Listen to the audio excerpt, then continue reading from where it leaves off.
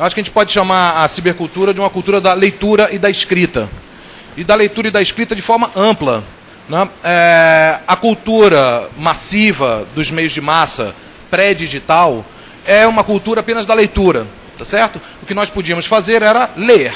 Ler um jornal, assistir um programa de televisão, ouvir o rádio, ou fazer essa mesma migração para a escola, ouvir o professor, que normalmente tinha o seu livrozinho básico, né, que dava para os alunos, e um outro livro que ele escondia, na maioria das vezes, para dizer que, olha, como o professor é sabido, ele sabe mais coisas do que o livro que ele deu para a gente. Né? E os alunos, efetivamente, não tinham muito o que questionar, porque vai para onde? Vai buscar informação aonde?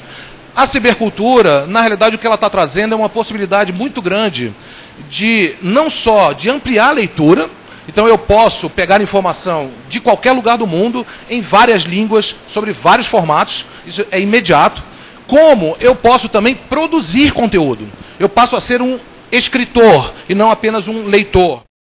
Eu queria colocar assim, 3 princípios, que eu acho que são 3 princípios fundamentais para a gente pensar, e a gente pode explicar isso para tudo. Blog, software livre, Twitter, que são 3 princípios chaves que eu vou, nesses 15 minutos que eu tenho aqui, tentar falar como é que nós devemos pensar a educação nisso. Tá certo? O primeiro princípio é a liberação da emissão, que é justamente essa possibilidade de escrever. Antes eu só podia ler. E a inclusão na cultura massiva, o que a gente ensinava? A ser um crítico daquilo que a gente lia. Era o máximo que a gente podia fazer. Hoje não. Hoje você é um crítico do que lê, mas você também pode produzir. Tá certo? Então, a primeira, isso está nos blogs, isso está no podcast, isso está no Twitter, isso está no software livre, isso está nos games, está em tudo. A liberação do polo da emissão. Eu não preciso mais pedir autorização a ninguém para produzir conteúdo. Se não quiser me ler, me ouvir ou me ver, paciência. Tá certo? Mas eu produzo, eu vou criar o meu nicho. Alguém vai me ler, alguém vai gostar e pensa como eu. Então, primeiro grande choque é a liberação da emissão.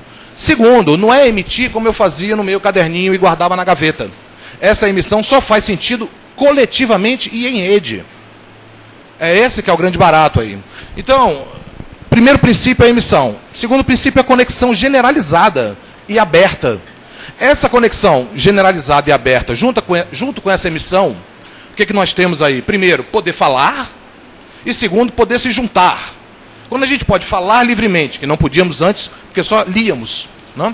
Quando podemos falar livremente e nos agregar àqueles que pensam como nós, isso tem uma potência política, social, econômica, gigantesca.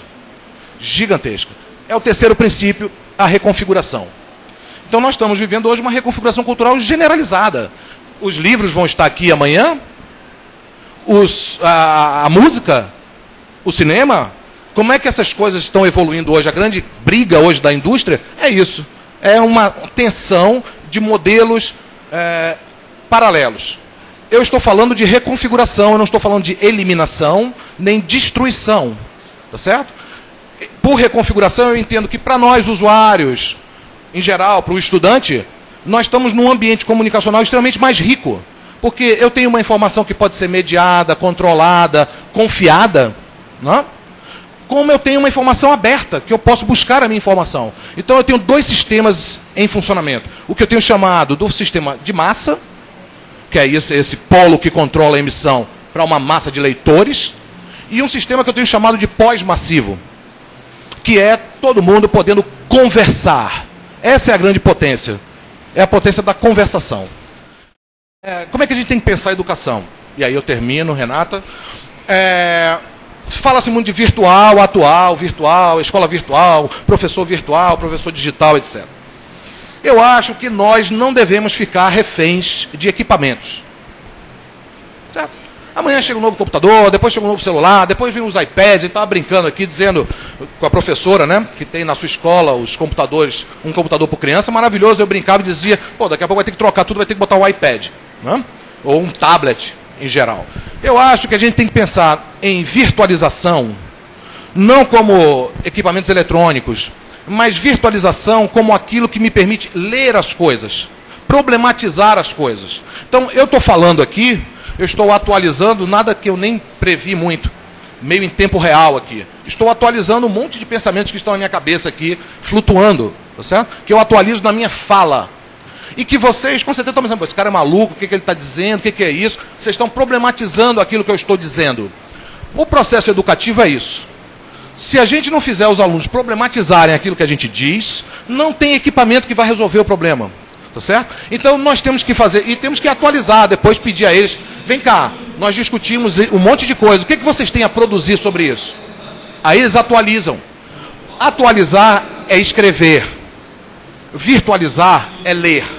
O que nós temos que fazer é usar esses dispositivos para, de novo, para fechar a minha fala, produzir mais leituras e escritas.